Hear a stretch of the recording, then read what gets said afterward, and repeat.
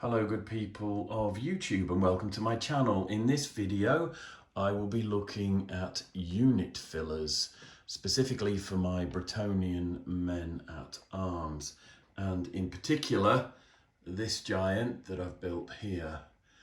And I've kind of kitbashed him and sculpted him from various old parts that I've had kicking around, and plenty of green stuff and milliput.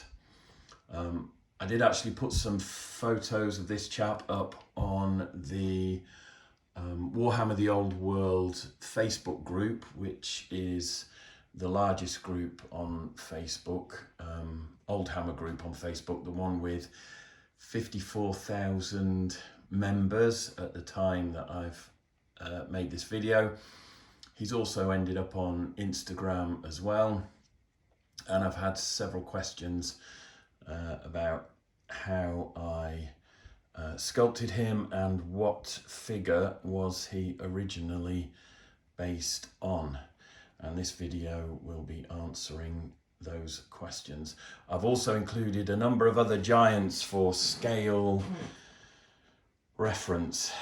You can see the classic Games Workshop ones at the front. We've got the Orc and Goblin giant that actually came after the Marauder giant, and that Marauder giant was actually the first multi-part Warhammer giant that I owned. I did have some pre-slaughter ones before that, Citadel and some of the Perry ones where you got the head and the weapon separately, but this one I remember buying.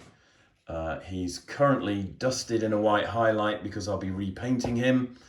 I have several of the plastic Warhammer giants, one for an Ogre Kingdom's army, two for my Orc and Goblins, and that's what this guy is for. And then of course the traditional metal one. I've actually got two of these so that I can sport the different heads, but the other one has a missing arm, so I might sculpt that. Anyway, I included these for scale reference, so I guess this is the giant that most people will be familiar with. So you can kind of see just how cute and tiny he is against the giant that I've sculpted for my Bretonnian army. I've also included this fellow as well. He does have a missing counterweight for the trebuchet club that he's wielding. I will probably sculpt a replacement. At the time I bought this guy, I just stuck some chains on and tried to make a flail. I have been painting him in the hope of getting him kind of ready for a war game, and I stopped after a while, so he needs finishing. But I will sort out the missing trebuchet counterweight on that. But I think this is the bone grinder giant now, I think they call it. That's Forgeworld resin, that one. Purchased from eBay at a knockdown price because it was incomplete. Prior to owning this, I also owned the original Forgeworld giant. And I painted him and sold him, and then deeply regretted it. And then I stumbled across another version, which I am in the process of painting up again.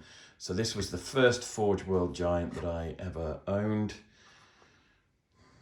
And compared to the other Games Workshop giants, you can see he's quite big, but I wanted to go bigger, so I started sculpting my own giants for the Battleforge back in the day, when the Battleforge was an idea I had for basically sculpting the very big and the very small of the fantasy world. So I concentrated on giants and halflings at the time.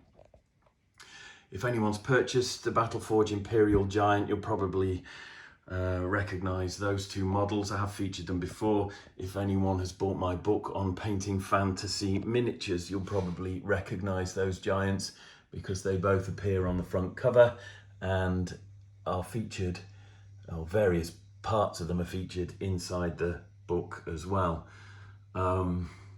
They come with a selection of heads, weapon hands. The arms can be positioned into different poses, and they're still available from the Battleforge website, which is now owned and run by Ainsley Castings. I also have this, which was actually a giant body that I sculpted before this version went into production, but it took longer to get this one into production, and I've received these resin casts. It comes in two parts, so that is delicately balanced on there. I don't know if you can see there when that was sculpted, 2000 and let's see, 2008 for that one. This one got a revamp in 2009, but I started sculpting these guys in about 2006, maybe even 2005, so they're almost 20 years old. A little bit of Battleforge heritage and my own sort of personal sculpting history. And the reason I'm showing you these is not to promote them or sell them, but it's just to let you know that this is basically where this guy originates from. So what I've got on the table in front of me here are all the heads and all the various weapon options that I've sculpted for the Battleforge Imperial Giant. And when it had a revamp, I ended up cutting the legs off and repegging them so that that was easier to cast. It went through several iterations and several versions, and the early casts that I received whilst I was trying to get the giant in production, and this is 15 years ago, a lot of them didn't come up to scratch. So I've got lots of test casts in my personal possession which weren't good enough to sell. They had various production problems, little bits that didn't come out properly. I didn't like the quality of the resin that they were cast in at the time either. You can see there's flashing on that one there, which is quite substantial. Obviously the quality has improved since then, but I didn't want to throw anything away. Now this is an original test casting of the Imperial Giant sort of legs and hips. So it was originally molded and cast up like that, and that was in 2009. But there were some production issues, which is why it then got revamped to this version. So this is the version that you can now get from the Battleforge website and Ainsley Castings, and I will just show you. I haven't cleaned this up at all. This is as it came straight out of the mold, so you can see there the quality is beautiful. It needs cleaning up obviously before it's assembled, where there are the various kind of detachment scars.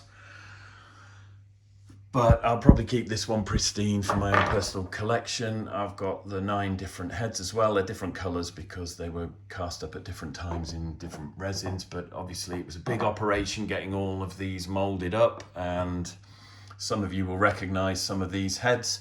Other heads you may not have seen.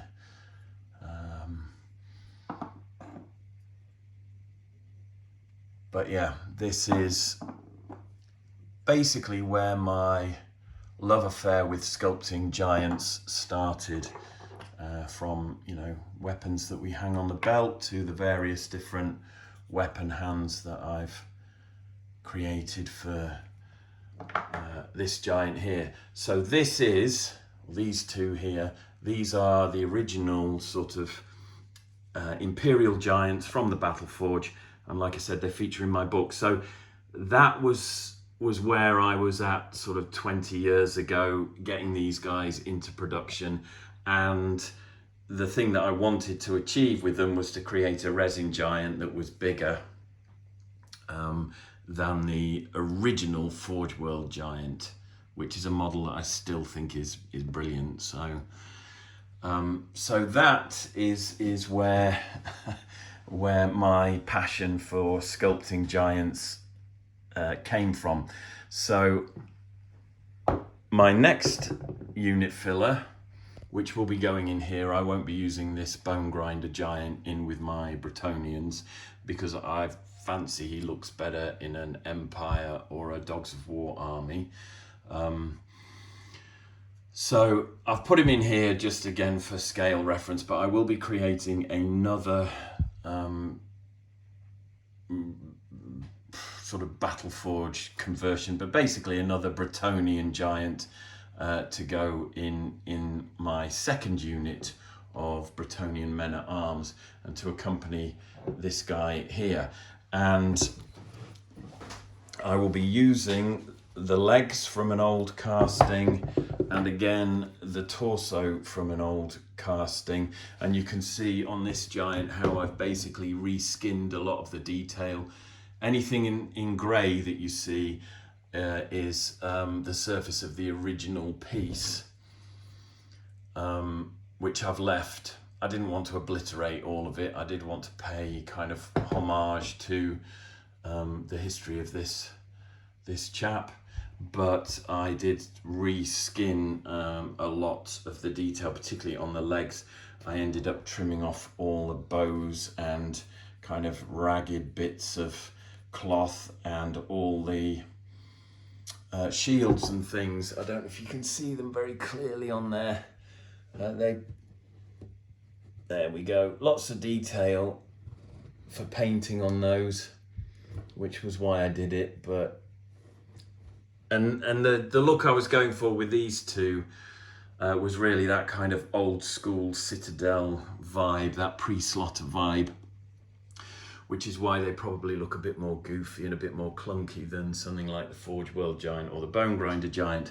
But of course, 20 years later, or near enough, I'm now creating a giant that I want to fit in with the whole Warhammer The Old World vibe. So that's why I ended up reskinning this one with cloth and detail that was just more in keeping with where sort of modern sculpting techniques are. And I've redone the feet as well, given him some fur-lined hobnail boots, but still kind of honoured the original concept that I had when I sculpted the first Imperial Giant. So these legs are going to get hacked away at with cutters, and I'll probably saw the feet off these because the bits that I've added, the other resin bits that I've added that I wanted to show you, are also castings from stuff that I've sculpted. But this was when I was looking at doing an updated version of the giant and didn't actually get any further than doing a couple of heads, the feet and the arms. So you can see I've glued the arms onto this body and sculpted around them. I've chosen a head. The head itself is he's actually bald, but for my Bretonnian unit filler, I wanted to create some kind of pious looking giant. So I gave him that kind of Norman pudding bowl Bretonnian haircut, and that is actually a separate piece which I will magnetize. At the moment it's just sitting on there, so you can see I've just basically sculpted a green stuff skull cap out of odd bits and leftover bits, which is why it looks a little bit lumpy and slightly different colors. It's all the old middle bits, and then I mix some fresh green stuff with some milliput to finish off the hair texture on top. But that is the resin giant head that I sculpted originally. So I could field him like this, which is why I want to magnetize the hair piece, and not actually glue it on, because he would look pretty good, I think, in an Orc and Goblin army with a head like that. So,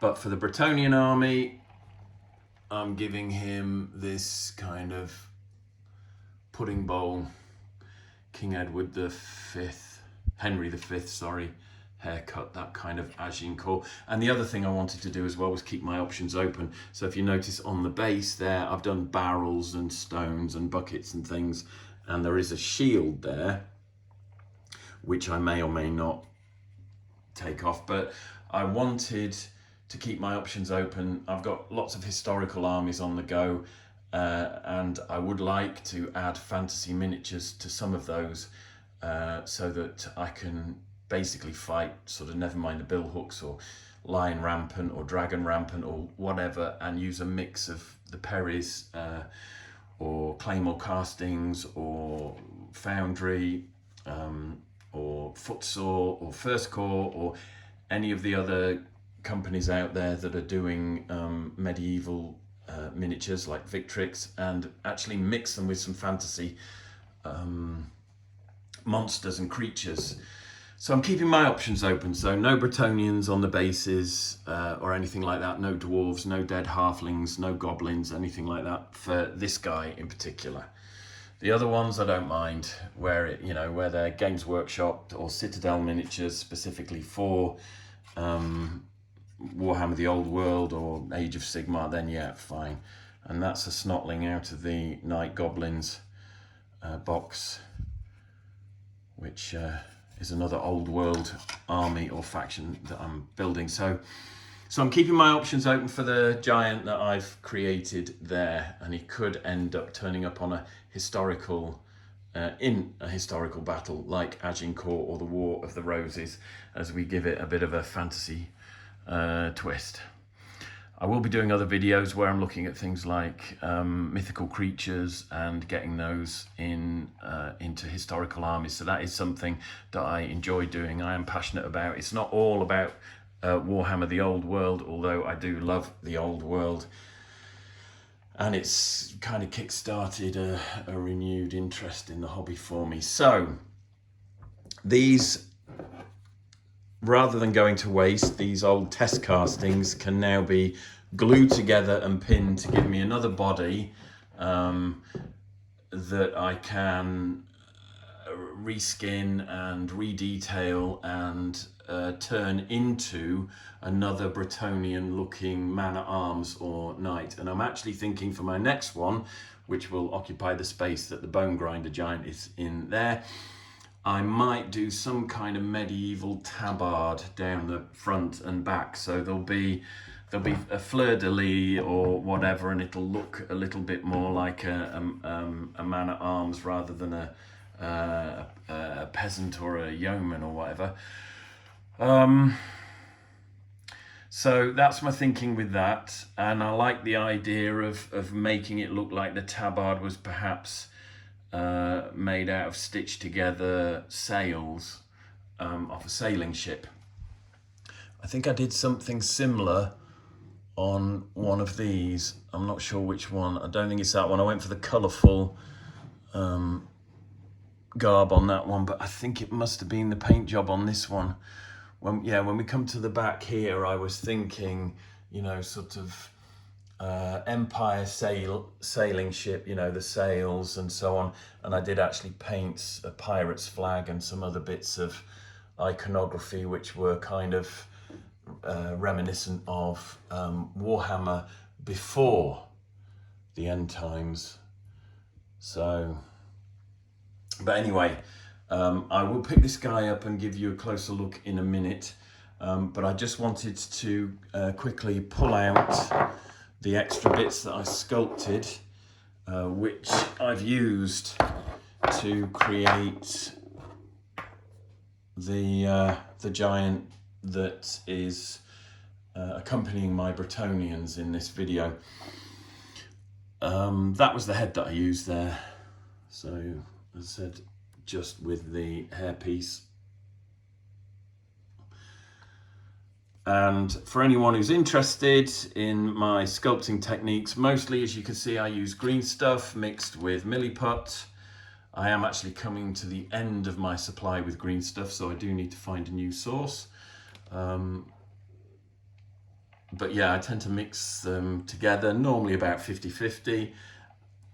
A little bit more green stuff if I need something to be a bit more plastic, a little bit more milliput if I want it to be more clay-like when I'm fashioning it. But this face here, I actually sculpted this using Super Sculpey, which is a bit like Fimo, and you have to bake it in the oven, but it doesn't set immediately. So I find for doing things like faces, it's brilliant because it gives you time to shape the thing before you commit and then bake it in the oven. So it would have been sculpted around a ball of foil and a wire frame and then cast in resin. I don't know what the date is on there, 2016. So that's when I sculpted that one. I also did this one at the same time. Don't like that one quite as much. Not sure why. Probably it's a bit more, I don't know, chiseled than the other one, less sort of fantasy looking. But nevertheless, this other head I will be using on the other giant, and I'm starting to sculpt a medieval tin hat helmet on that one, and also the I don't even know what you call it, the kind of tight-fitting head gear that you sometimes see on the men-at-arms, particularly on the Bretonnian figures. So that's a work in progress, and that will be on the next one, which I haven't built yet. The arms were, again, they were a mix of, I think I probably did a milliput wire frame and then sculpted the detail over the fingers and the hands using Super Sculpey again, which gave me chance to get the knuckles looking right and the fingers looking right before everything dried. And then I baked it in the oven and got them cast up in resin, which is why I have, you know, more than one. And again, holding the weapon. I originally sculpted the weapon complete, but the gentleman who molded this for me couldn't get the arm with the weapon in his vacuum pump, so it was chopped, and that's the end. So I've reinstated two for this, but I've also gone and sculpted some extra tree branches, so this looks like he's kind of yanked a tree out of the ground and just, you know, cleaned off any unwanted branches. So I'm using previously sculpted, unreleased resin castings. Again, Ainsley Castings bought the rights to these when they, and the molds, when they bought the Battleforge. So those reside with Ainsley Castings, but they never went into production. So whether or not that will change, whether they'll be released as a conversion kit, I don't know. But I also sculpted some feet, again, same thing, Super Sculpey, round milliput sort of scaffold. I don't know if you can see what my intention was, but basically this old casting here, I'm going to cut the feet off and replace it with bare feet. So my second unit filler, when I build it, will have these bare feet. And this is an old base that was used on a prototype that appeared in Salute probably around 2006 or thereabouts, long time ago. I've still got some of those prototypes and I'm restoring those, so I will do a video on those in the future, but you can see roughly what's intended there. So my second Bretonnian unit filler is going to be made from those bits and pieces there, this head, and I will end up doing some videos and updates on that. But this is how it starts, just a pile of junk that I then get to turn into something like this. So I'm now going to carefully, if I can, don't like doing this. The movement trays that I'm making, that's actually professional mount board. It was part of a shop display for a retail outlet, so it's really sturdy. It's printed on the reverse side with 5mm squares, these little blue squares. Each one of those is 5mm. So I've just gridded it off for the benefit of the camera there, but I'm custom making my own unit movement trays for the units because they're kind of unique sizes. But anyway, here is, I don't know what to call him. Guy de, I don't know. Maybe he's not right for a Guy. Maybe he's just a Baldwin or something, I don't know. But anyway, here you can see the resin arm. I've used green stuff and milliput to make ropes. I've created some shields. The barrel is a Battleforge barrel. I think I've got some more on the bases available in resin or metal, and I've glued a couple on the bases as well. And I just went round reskinning where I felt it was necessary. Whoa, there goes his hair.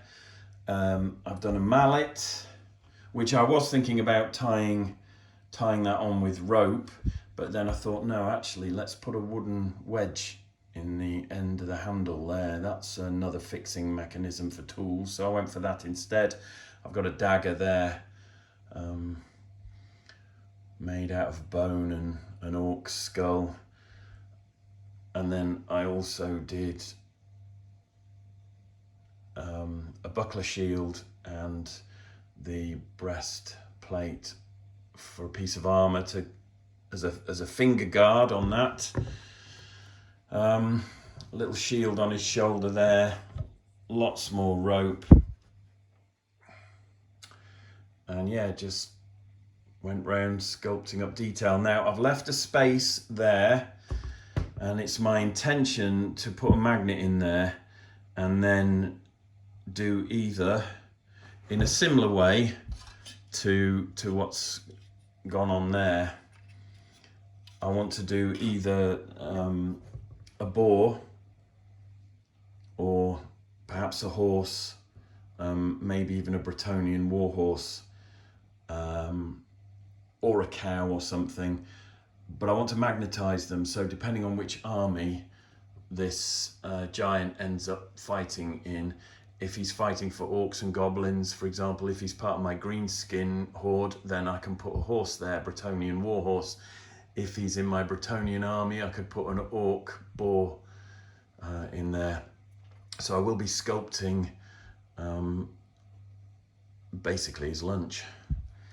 So that's the giant. It's a hefty model, and for anyone who's wondering, I'll just make sure I've got his hair on the right way.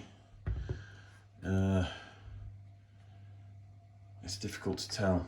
It kind of fits, that's better, I think. It kind of fits both ways, but just looks better. No. Anyway, no, I don't know. I'll have a look at that. I think it's that way.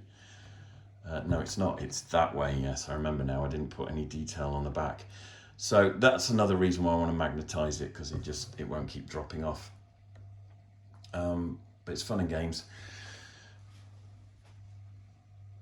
So there we have him. And yeah, for anyone who might be curious, it takes about 3 or 4 days to paint one of these giants once you've decided how it's going to be assembled and so on. It's a bit like painting a unit. I guess the base there takes up, it's what, 4x4? So the base takes up 16 miniatures, and it would take you longer to paint the giant than 16 miniatures, but maybe only twice as long. So Still not convinced there, that's it. I did have it right, but...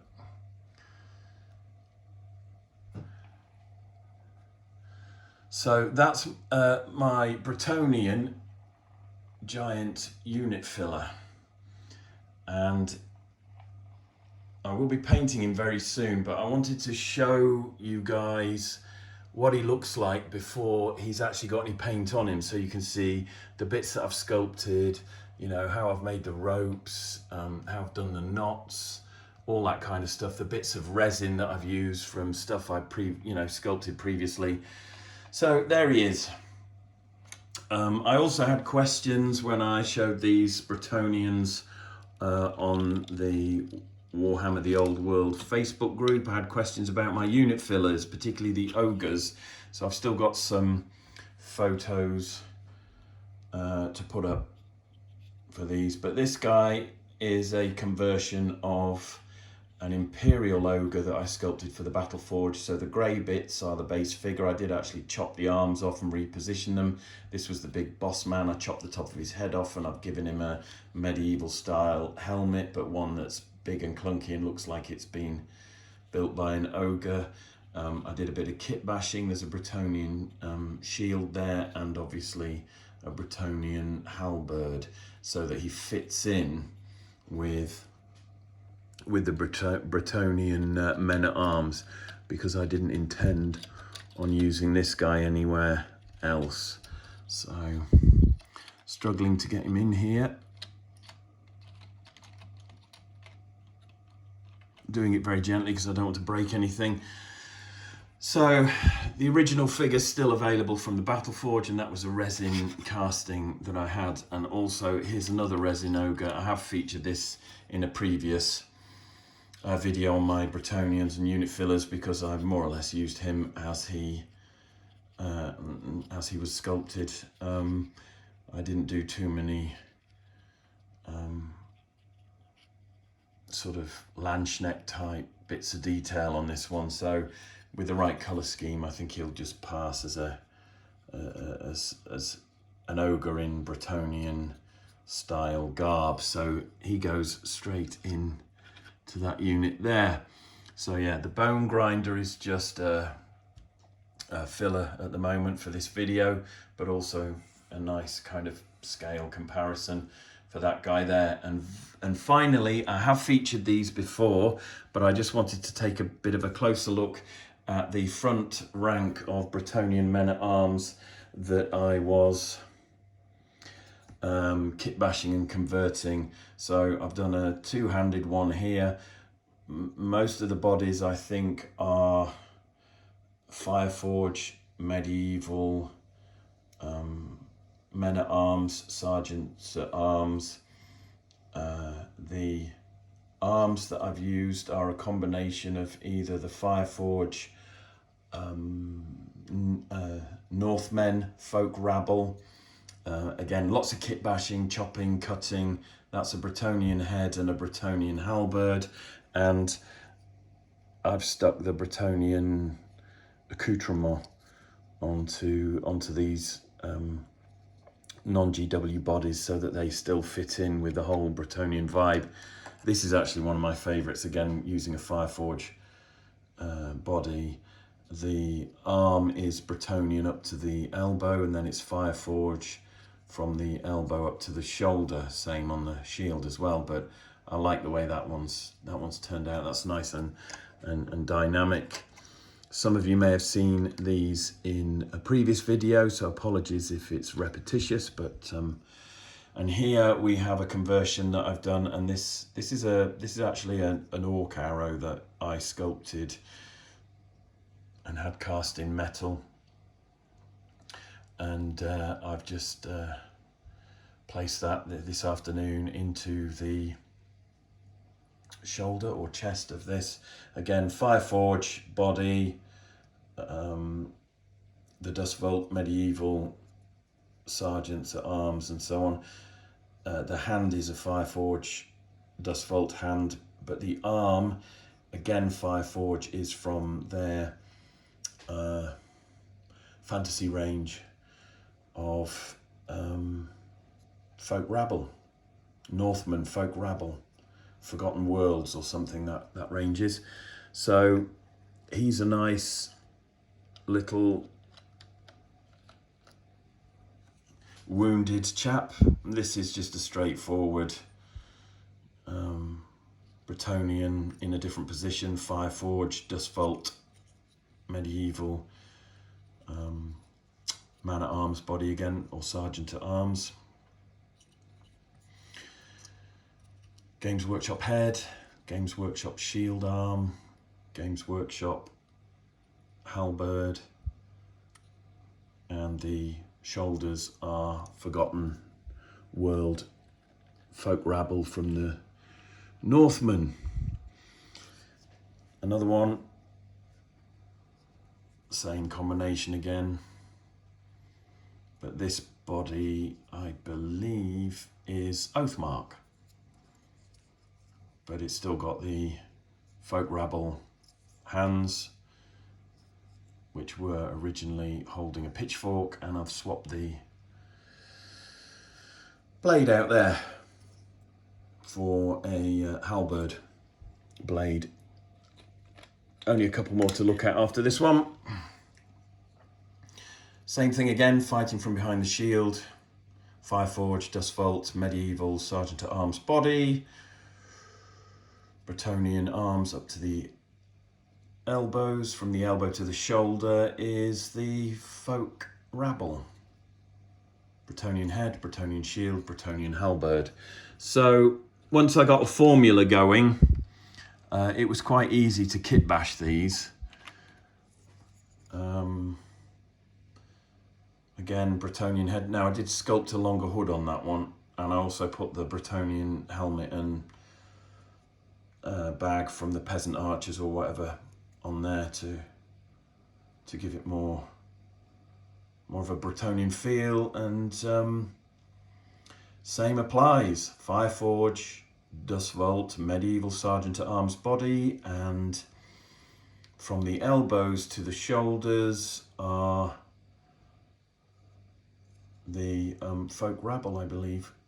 That one actually might have been an Oathmark sword arm, because it kicks out to the side a bit more. So that might have been that one.